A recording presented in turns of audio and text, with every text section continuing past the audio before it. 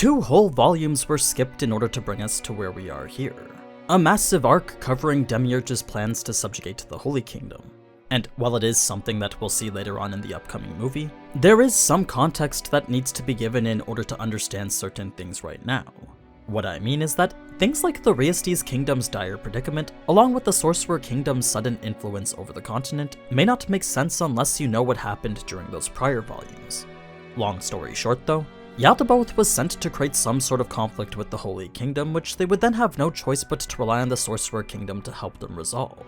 It was a genius strategy that had a massive impact practically everywhere, especially in the Re-Estize Kingdom where the aftermath is causing these growing ripples and rising conflicts. So, just like how we did last time, let's take a look at what the anime left out from the novels. But first, this video is sponsored by NordVPN. By using nordvpn.com/AniNews, not only will you get a massive discount on a 2-year plan, but they're also throwing in an additional 4 free months on top of that now. So that's 28 months of being able to watch region-locked anime right here on YouTube. Just switch your server to a place like Singapore, then the Muse Asia channel and its new seasons of current anime will all become fully accessible to you. If you like to be cautious with personal information just like how Ainz is though, then Nord also has the best selection of features to help protect that.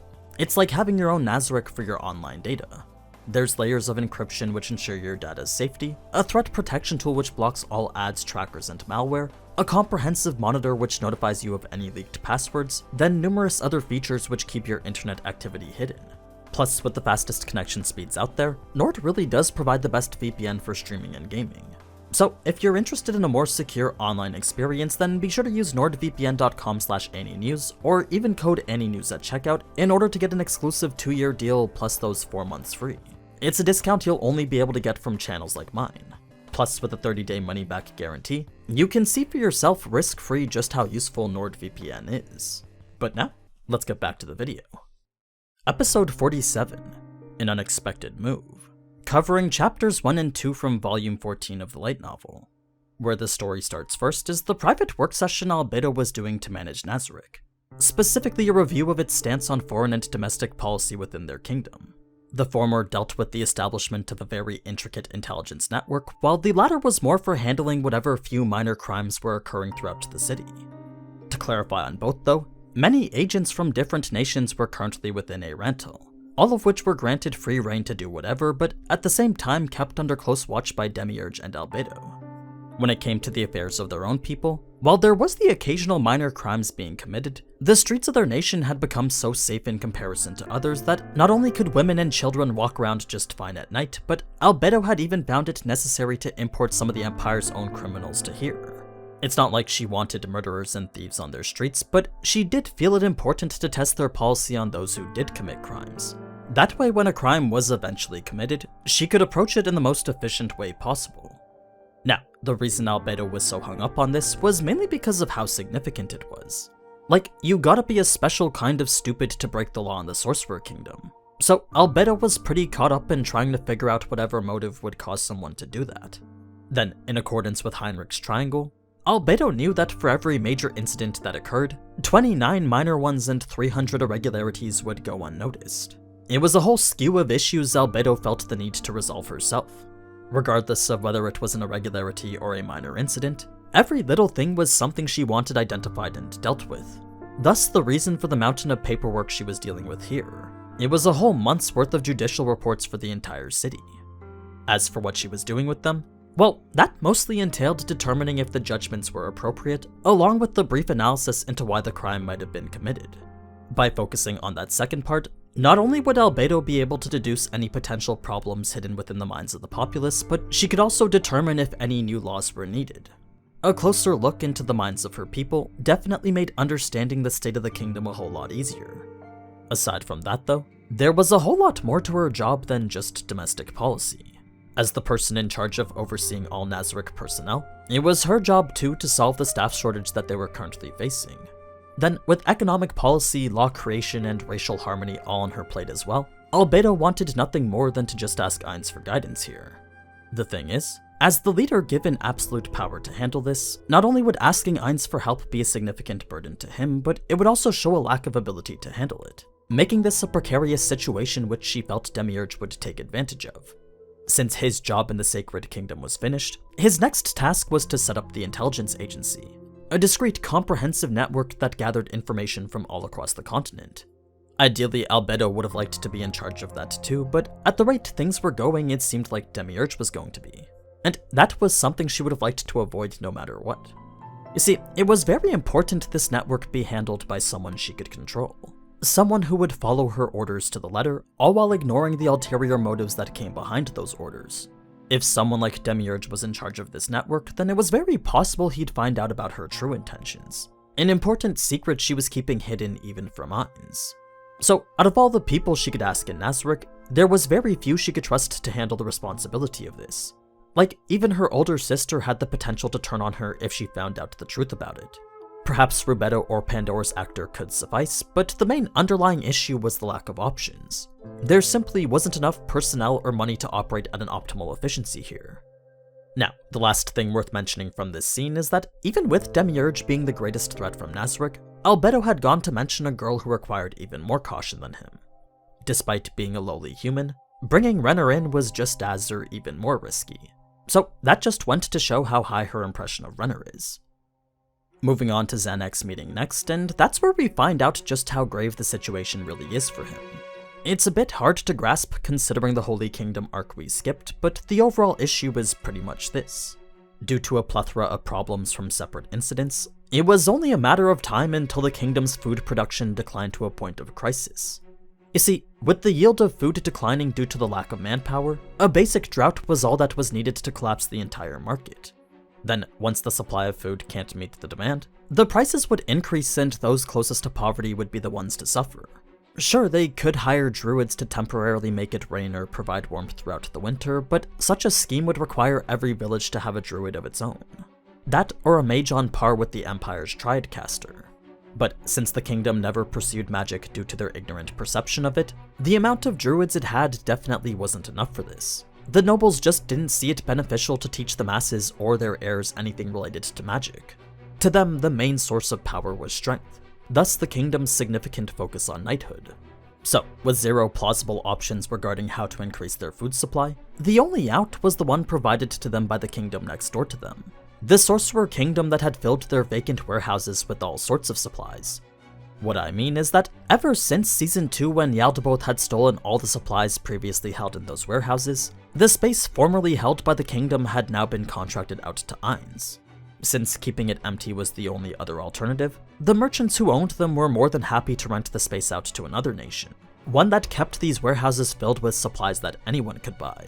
Of course, a customs fee would be sent back to the Sorcerer Kingdom, but if the merchants wanted, they could sell any of the provisions within it. The only issue was that the price would be a premium compared to local goods.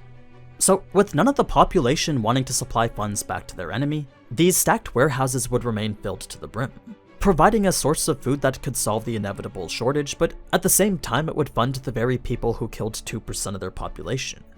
Then, to make things worse, these supplies which normally would have been held by the Re-Estize Kingdom were now being sent as aid by the Sorcerer Kingdom. Not only did this gain favor with the Sacred Kingdom who was receiving it, but it also severed any and all ties that the Re-Estize Kingdom previously had with them. You see, while 𝑷𝒉𝒊𝒍𝒊𝒑 was causing havoc to the Sacred Kingdom and its people, the Sorcerer Kingdom was the only one to step up and defend them. Despite the Sacred Kingdom asking for help, Zanac and the king refused to send any, resulting in the destruction of any relationship they previously had. Then, to make things even more worse, since the aid being sent was using the Re-Estize Kingdom's own roads, the convoys which carried plenty of Ainz's flag clearly dictated that the Re-Estize Kingdom couldn't turn down the request of the Sorcerer Kingdom. It was an absolute power move that showed who was in control here. So, just to summarize the clever plan that Ainz had concocted here, Season 2 had 𝑷𝒉𝒊𝒍𝒊𝒑 steal the kingdom's resources, then Season 3 had Ainz maim their workforce. With not enough workers to produce the surplus available to resupply those warehouses, Ainz then offered to fill them with his own nation's supplies. He would then have 𝑷𝒉𝒊𝒍𝒊𝒑 incite conflict in the Sacred Kingdom, which would then conveniently be handled by the Sorcerer Kingdom. Then, as a sign of good faith, Ainz would take those supplies currently held in the Re-Estize Kingdom and send them out in convoys to aid the Sacred Kingdom, resulting in this lengthy plan that alienated two otherwise friendly nations, practically subjugated yet another one, then severely hindered the independence of the last one. So that was the core problem Zanac was facing on the foreign end right now.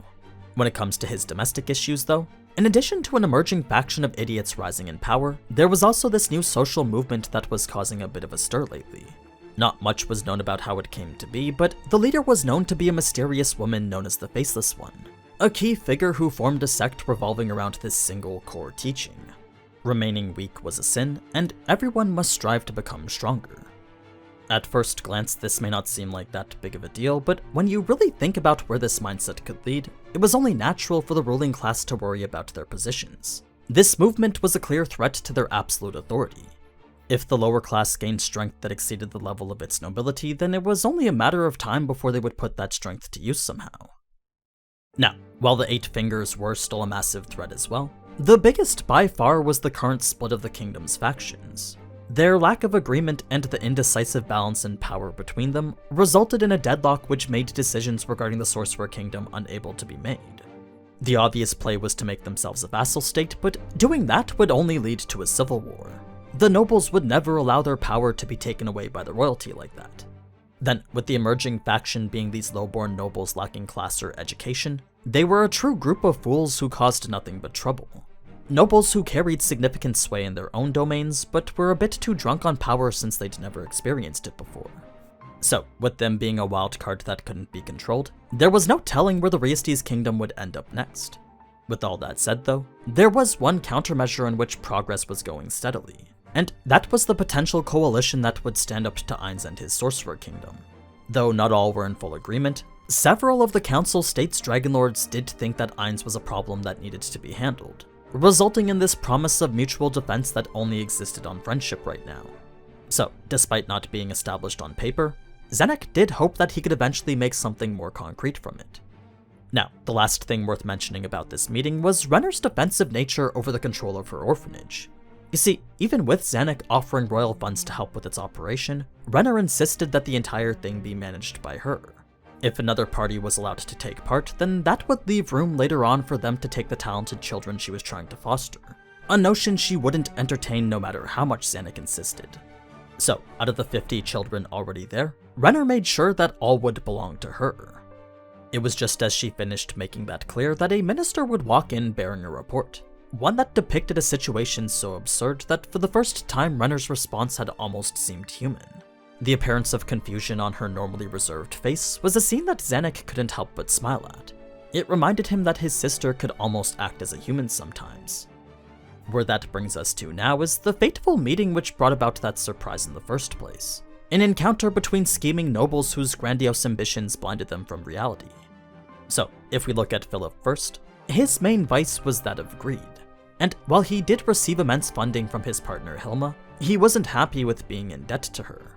Not only did that restrict what he was capable of, but any move he made had to be directly approved by her. It was a far call from the true freedom he sought after when bringing this plan together. Then, as a man who prided himself in paying his debts, that meant his only goal was to make enough money to earn that freedom.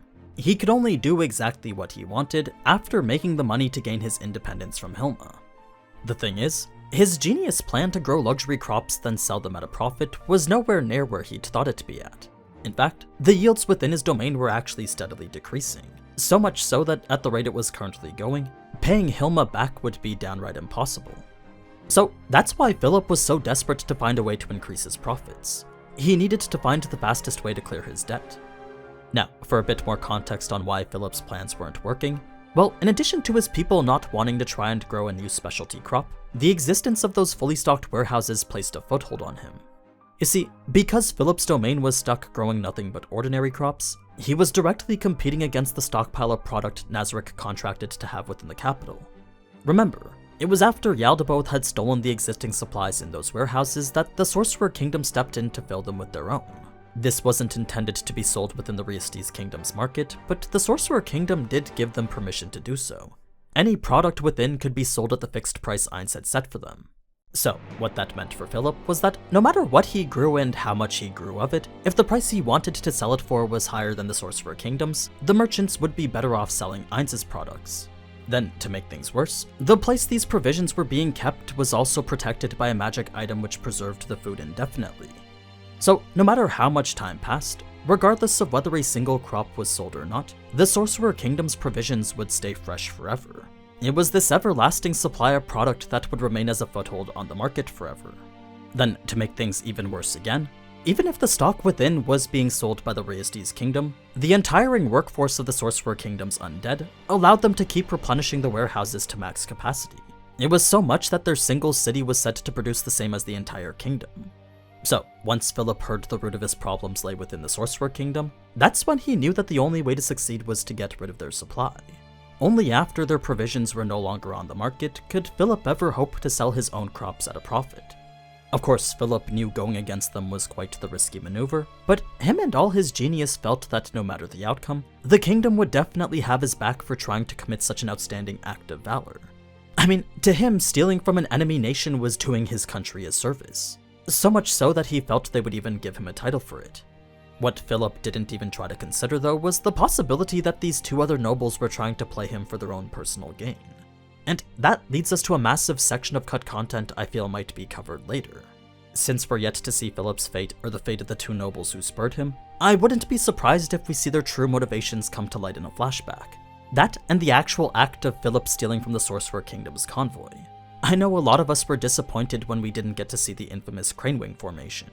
If neither come up in a later episode though, I will make a solo video dedicated to covering just that. Now, fast forward to after the convoy was ambushed, and that brings us to Ainz's public walk with Momon. Something Nabe had to participate in as well, mainly to confirm that this wasn't just an undead corpse acting as Momon.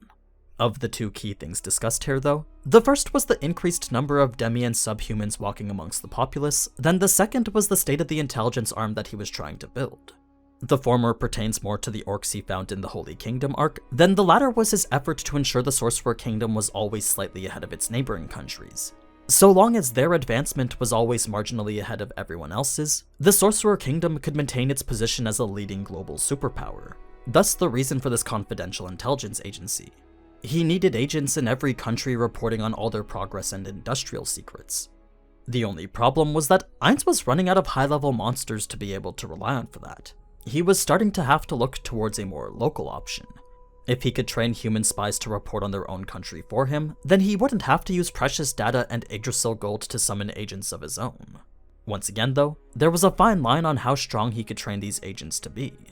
You see, if someone weak had the potential to grow into someone incredibly strong, Ainz wanted to make sure that they never got to that point. It was too risky to unlock that potential and have it one day be turned against him.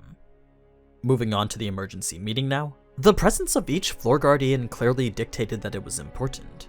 Considering each were doing their own major task, to have them drop that and come right here was more than enough for Ainz to realize something significant had happened. An interesting thing to note before that though was that the place they were meeting wasn't the usual throne room. It was a brand new audience chamber that the Guardians had made themselves. The first room in Nazarick not to be made by someone from the guild.